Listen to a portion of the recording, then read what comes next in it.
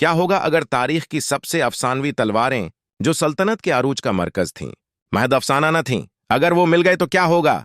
ایک ایسی دریافت کا مشاہدہ کرنے کے لیے تیار ہو جائیں جو ہر چیز کو بدل دے، جو ہمارے خیال میں ارطغرل اور عثمان کے بارے میں جانتے تھے۔ اناتولیا کے قلب میں مورخین کی ایک ٹیم نے ایسی آثار دریافت کیے ہیں جن کے بارے میں خیال کیا جاتا ہے کہ وہ عظیم سلطنت عثمانیہ کے بانیوں سے تعلق رکھتے ہیں۔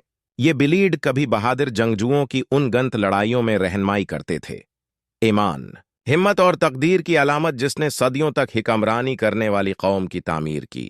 ان کے فولاد پر کندہ ہر نشان ایک بھولی ہوئی کہانی بیان کرتا ہے، جدوجہد، اتحاد اور ایک ایسے قبیلے کے وجن کی جس نے تاریخ میں مٹنے سے انکار کر دیا تھا۔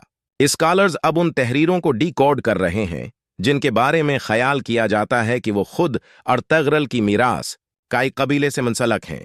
یہ دریافت سلطنت کے آغاز کے بارے میں جو کچھ بھی ہم جانتے ہیں اسے نئی شکل دے سکتی ہے، ہمیں اس وقت سے جوڑتی ہے جب افسانے حقیقی تھے اور تاریخ فولاد میں لکھی گئی تھی۔ ہمارے ساتھ شامل ہوں کیونکہ ہم ان نئے دریافت شدہ تاریخی خزانوں میں شامل رازوں اور کہانیوں سے پردہ اٹھاتے ہیں جو آپ کو براہ راست ایک اہم دور سے جوڑتے ہیں۔